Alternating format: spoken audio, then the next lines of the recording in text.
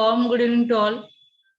Today we will start with one landmark judgment, that is Arnesh Kumar versus State of Bihar. It is a Supreme Court judgment of 2014. Many of you must be aware of this judgment, but let's discuss this judgment because it is one of the judgment which can be very useful to all the people who are into criminal practice. And otherwise, as a lay person also, we should be aware about this judgment of our land. The reason behind this is one judgment which protects the citizens' right about the arrest.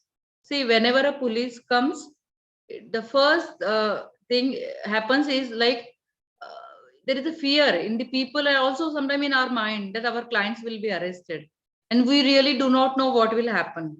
But this is one judgment which will come to handy if you read it, and you will know what are the rights of the accused or the person who is named in the FIR.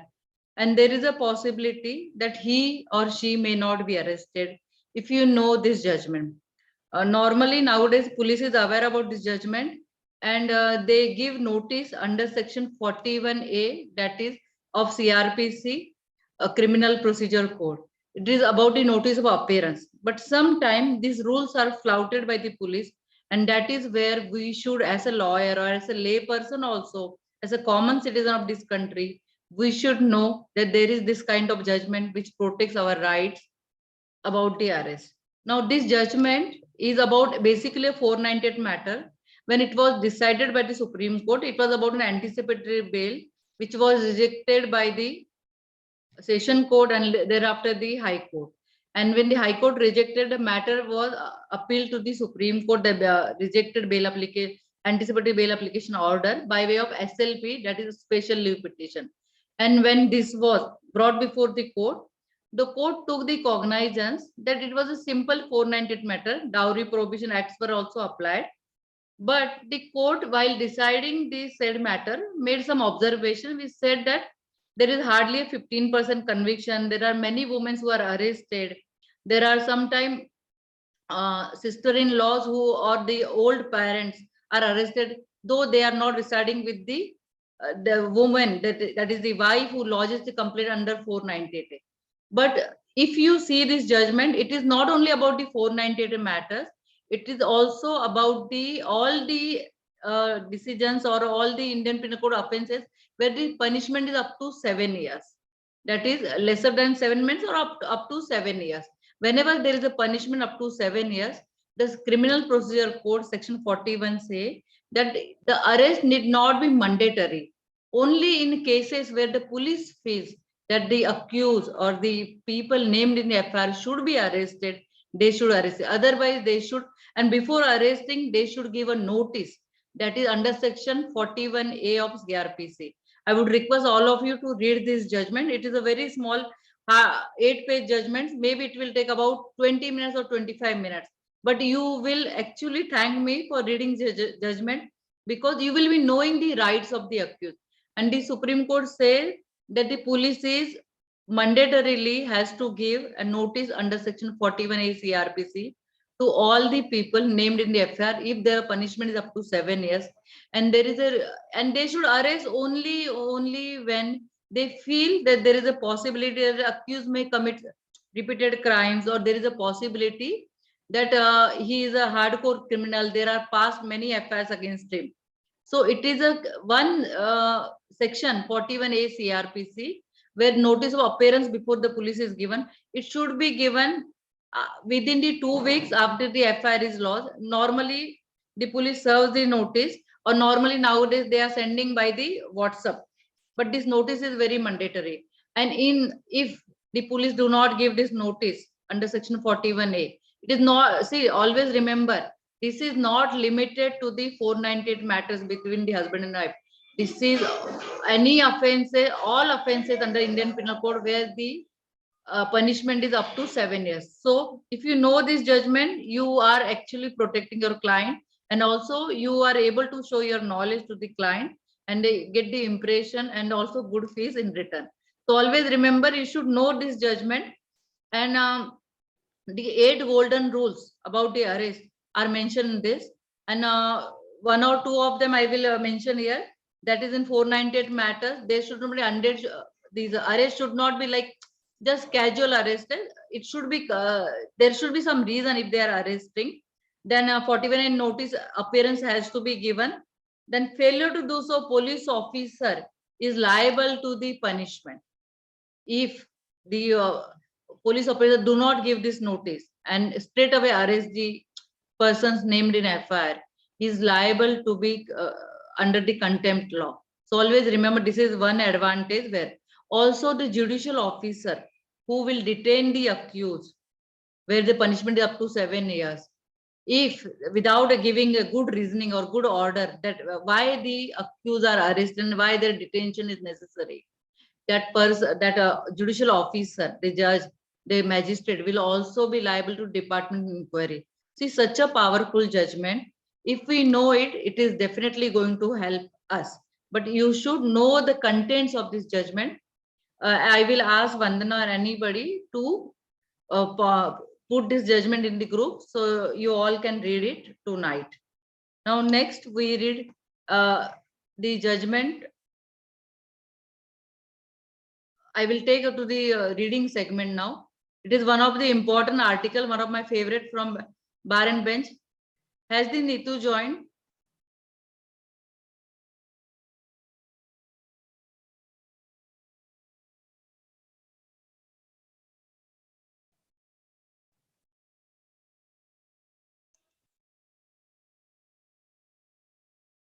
Vandana?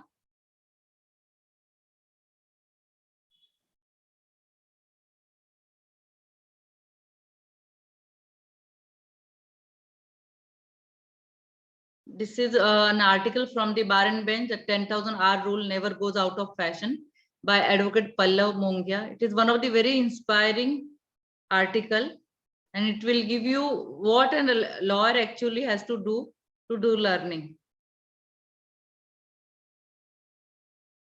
Is there Neetu to read it?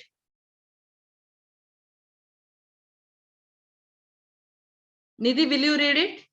Nidhi Kulkarni? Okay, kindly unmute. Unmute yourself.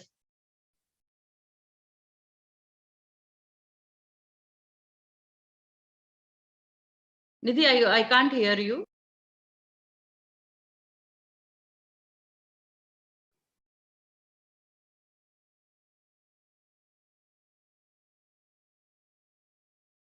Nidhi, can you see it?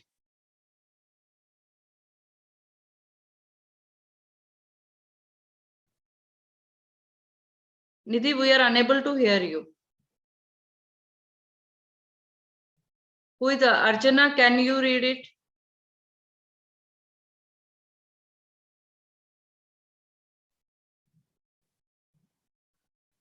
Okay, I will read it myself.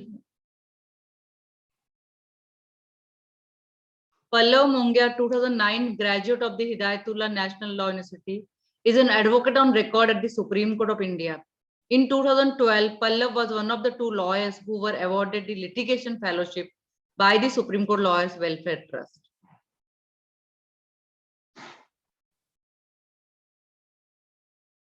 This is in the question answer form. You cleared the AOR exam in the year 2017. What advice do you have for those who are preparing for the exam? Preparing for the AOR exam is an experience in itself. That is advocate on record exam. The syllabus is designed such a manner that one ends up learning a lot. The cases that you read help you revisit the very basics of the constitutional law and of the practice before constitutional courts. At the end of the preparation, you inevitably end up a better lawyer. In terms of advice, I would suggest that you start reading the Supreme Court judgments of the last 2 years. 1 or 2 questions will definitely be related to the latest development. Some senior advocates conduct sessions on the exam a couple of months prior to the date. Make sure to attend this. A lot of examinees, despite knowing the answers, don't end up clearing the exam as they fail to complete their answers given the lengthy nature of exam itself. Start practicing writing fast while ensuring that the writing is legible. It will prove to be crucial. What is it like being a first generation lawyer? Now, this is very important. For all of you, those who are feeling that they are why they are first generation, whether they will be successful or not. Now, imagine a scenario where all athletes are ready to at the starting line, but prior to the starting of the race, all athletes whose parents are also athletes are asked to step forward 500 meters and then whistle blows. Litigation as a first generation lawyer is pretty much like that. Second generation lawyers or children of bureaucrats, politicians, and well-connected families will always start a couple of steps ahead of you. Never let that dishearten you, though. For your part, run hard and give it your all. This has worked for me. I believe that while it might be harder, it is not impossible to make it big as a first generation lawyer. It is equal parts daunting and exciting. What impact did Justice J. Sharma Supreme Court Lawyers Welfare Trust Fellowship have on your career? The scholarship was a game changer for me. The nature of the chamber practice is such, especially in the initial years, that you always feel a little lost and keep questioning yourself whether you are on the correct path. Winning the scholarship was the biggest pat on the back for me. It was an affirmation that I was progressing in the right direction. And suddenly, all the extra work that I was taking on felt worth it. Needless to state, the stipend was a great help in those initial days. As an arbitration counsel, do you think the Indian government will take steps against the recent Vodafone arbitration award? I can't comment on what remedy the government of India might pursue in Singapore. In the Indian context, I don't think the government will initiate proceedings against the award because the moment they file objections against the enforcement, they concede to the application of the Arbitration and Conciliation Act 1996. The first hurdle for Vodafone is to establish that the enforcement of the award is under the aegis of the Arbitration and Conciliation Act, as there are judgments wherein it has been held that the awards passed in investment treaty arbitrations are not commercial in nature, making the Arbitration and Conciliation Act inapplicable. Now, this may go a little over to go to the students, but this is very important what he's talking about arbitration. Therefore, strategically, it may work out better for the government to wait for Vodafone to take the first step. Furthermore, assuming that Vodafone does succeed in establishing the applicability of the Arbitration and Conciliation Act 1996, the government will have a good defense under the head Public Policy of India, as the text was imposed retrospectively in the exercise of its sovereign power. Alternatively, if the government decides to honor the award, then that would be a policy decision of the government. You have worked in the Chambers of Justice L. Nageshwar Rao when he was a senior counsel and senior counsel Jayan Bhushan. How have these been different from working in a firm like Karanjwala and Company? When you work in a top firm like Karanjwala, you get exposure to big matters from day one, which I was speaking that you should work with some lawyers and senior lawyers who has a lot of cases. So you get an exposure to big matters from day one. The client comes to you with a problem, you discuss and strategize it and then file it before the relevant forum. I was in Miss Ruby Ahuja's team, just observing the way she led the matter was a master class in practicing law. From the time you meet the client to the first hearing in the matter, numerous hurdles arise in the form of difficult legal propositions, dealing with the registries, that is the court office registry means, and timely listing and so on. A good law firm, however, inculcates in you the attitude of never giving up and always finding a way around. This was my first lesson, forms the foundation of my legal practice. This para is very important. On the other hand, the time with the senior advocate teaches you how to reflect on all aspects of a brief and develop the winning arguments. As Mr. Fali Nariman was advised by Mr. C.K. Daptari. Always remember, Fali, it is better to spend more time thinking about a case than merely reading the brief. This is all very important piece of advice from the senior advocates. In a chamber practice, one gets a lot of time to deliberate and discuss the brief, and working with the senior counsel efforts you the opportunity to enhance your thinking prowess. I still remember the drives to the court with the Jain sir and late night conferences with HMJ Rao sir. Discussing arguments with them day in and day out was like playing chess against a grandmaster. You lose on most occasions, but are bound to leave the table a better player. Now here, this is again very important. What advice do you have for those who are planning to take up litigation? Now this is for all of you and including me.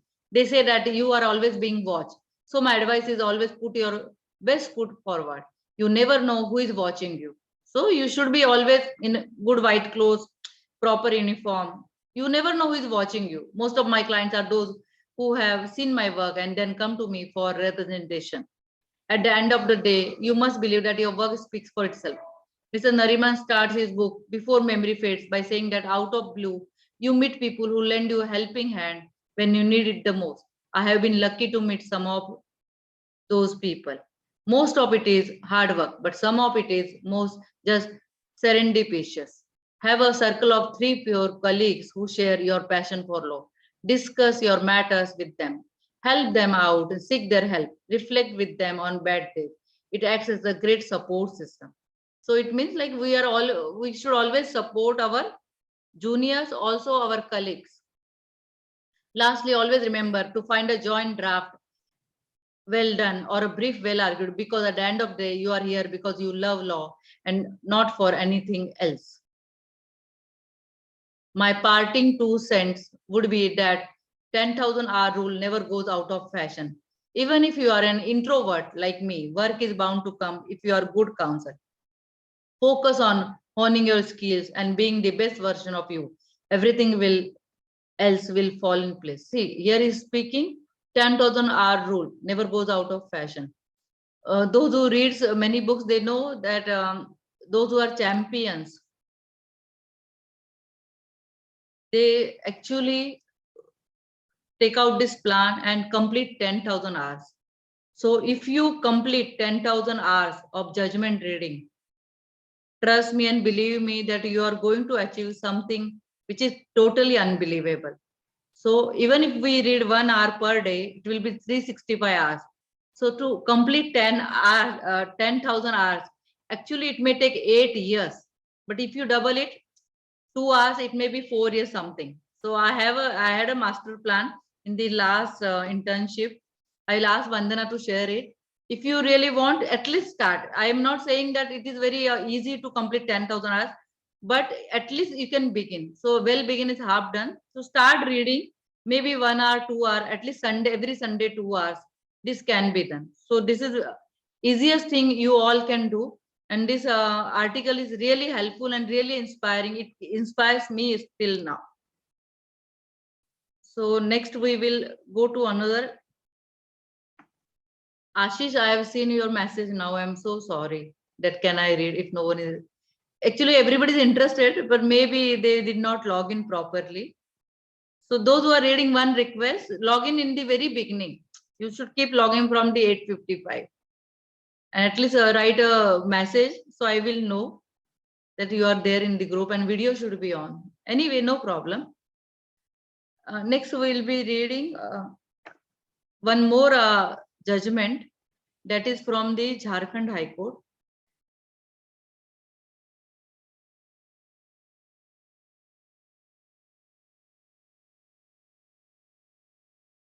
If Ashish is there now, he can read. But you have to keep your video on, Ashish. Ashish Verma, right? Can you unmute yourself, Ashish?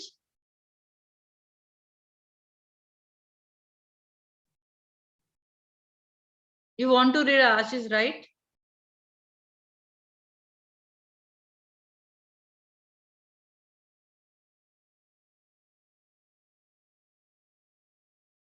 Ashish, whether your video is unmute? Video host has disabled. You can start the video.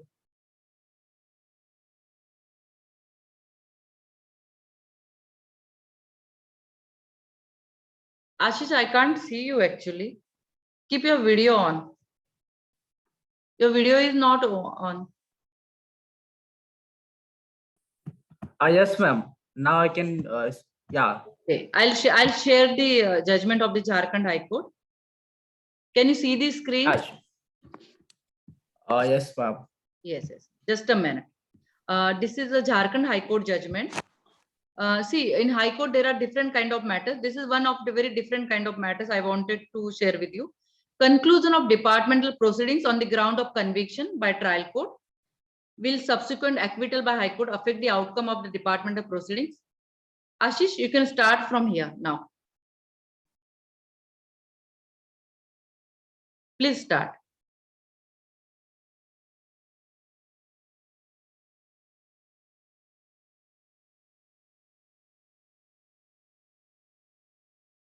Hello.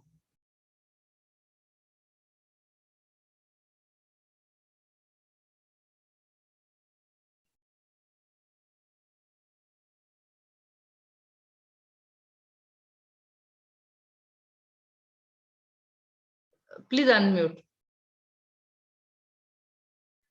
Yes, ma'am. Yes. Just a minute. Start from yes. Yeah. So, Jharkhand High Court, Sanjay Kumar Dwivedi, while holding the reason, Slowly. while holding the reason assigned by the Director General of Police, while rejecting the claim of the petitioner to review the order of his suspension, bad in law, directed the DGP to reconsider the matter. The petitioner had preferred. More slow, because people are reading it first time, right?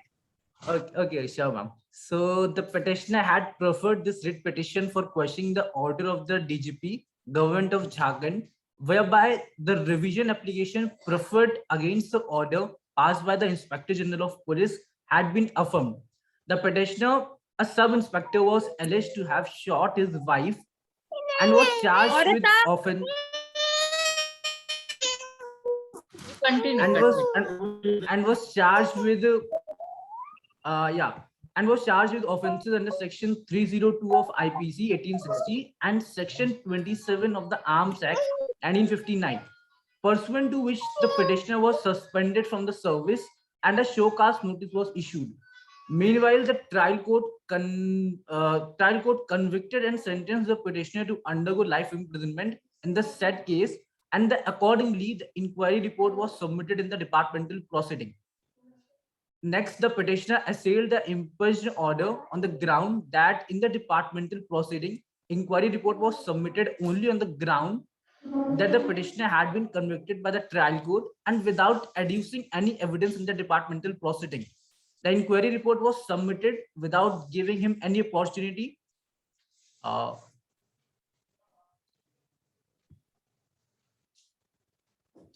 Hence, the same was. Hence, the same was against the principle of natural justice. Moreover, the petitioner was acquitted by the High Court in an appeal against the judgment of the trial court. On the contrary, the state argued that the departmental proceedings and criminal proceedings are two different subjects and parameters of both the proceedings are different, merely on the ground that the petitioner had been acquitted in the criminal case by the High Court and case of the petitioner could not be considered for reinstatement. Noticeably, when the inquiry report was submitted in the departmental proceeding, the petitioner was being treated in Rashi Institute of Neuropsychiatry and Allied Sciences for mental illness, which was via reply to the show cause had not been received. Considering the stand taken by the state that the DGP had rejected the revision applications of the petitioner after acquittal by the High Court, on the ground that the High Court had not directed for reinstatement of the petitioner in service while acquitting the petitioner, the bench stated that it is well known that the High Court, while acquitting the petitioner, has decided the criminal case only, and the authority concerned has to consider the reinstatement of the petitioner in service while passing a reasoned order. So, from the inquiry report, it is transpired that the petitioner was being treated in RINPAS, and the inquiry report had been submitted only taking into consideration the petitioner had been convicted by the trial court. Hence, the bench held that the reason assigned by the DGP while rejecting the claim of the petitioner did not sound good. So, in the light of the above, the impeachment order was quashed and the matter was remitted to the DGP to consider the case of the petitioner afresh and pass a reasoned order. So, this is the Anand Kumar Singh versus State of Jharkhand. Very nice. Thank you. Thank you for coming to the last minute rescue. Thanks. Thank you, ma'am. Well done.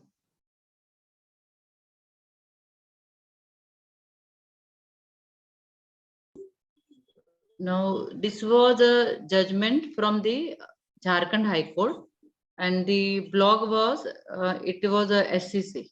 So if you go through the SCC, you will find small judgments. It may be on anticipatory bail, it may be on the rape matters, it may be on writ petitions. So I would request all of you to read it whenever possible. And it is not that it will take a lot of your time. How much time the Ashish took, same time we are going to take. But this will actually refresh your knowledge about the legal words. Now, I will try to share it again. So I will point out some good words from the same. Now here you see.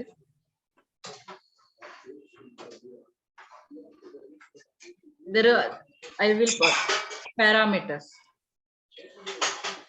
See, the word parameters, subject and parameters of both the proceedings. Then there is a word adducing. Adducing any evidence. Evidence produced karna.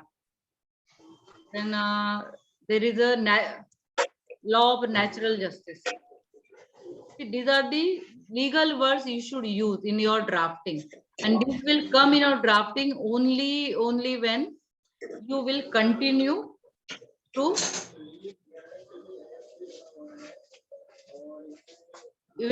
some Archana, mute yourself. There is a voice coming from your side. I would request all of you to mute yourself. So whenever you are reading any judgments, you are going to repeat those words, legal words. Now adducing evidence. See, producing evidence, adducing evidence are totally different things. But when you use good words, that I have, the petitioner has adduced evidence, it actually makes a difference.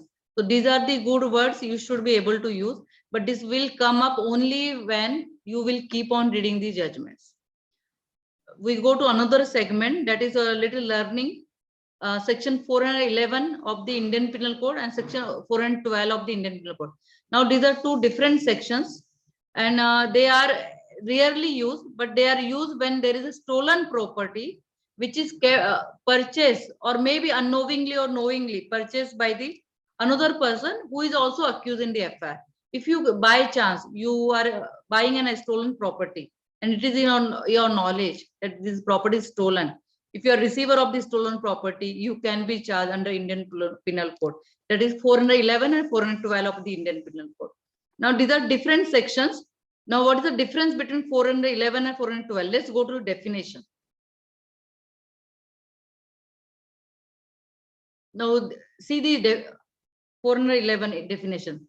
Dishonestly receiving stolen property. Whoever dishonestly receives or retains any stolen property, knowing or having reason to believe the same to be stolen property, shall be punished with imprisonment of either description for a term which may extend to 3 years or with fine or with both. See, it is simple. Whoever dishonestly receives or retains any stolen property. Now there is a possibility that somebody comes to your door and say, this is a cell phone, are you ready to buy? And we know that this cell phone is we are buying from unknown person. Now when we are buying from unknown person, you should be careful, because it may be a Apple phone which is costing 40,000 and somebody selling in 10,000, and there is no bill of the same, and you are not buying from authorized person.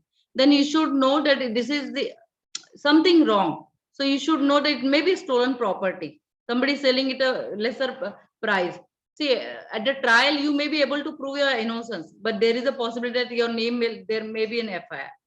Or there are jewelers who buys the gold from unknown people.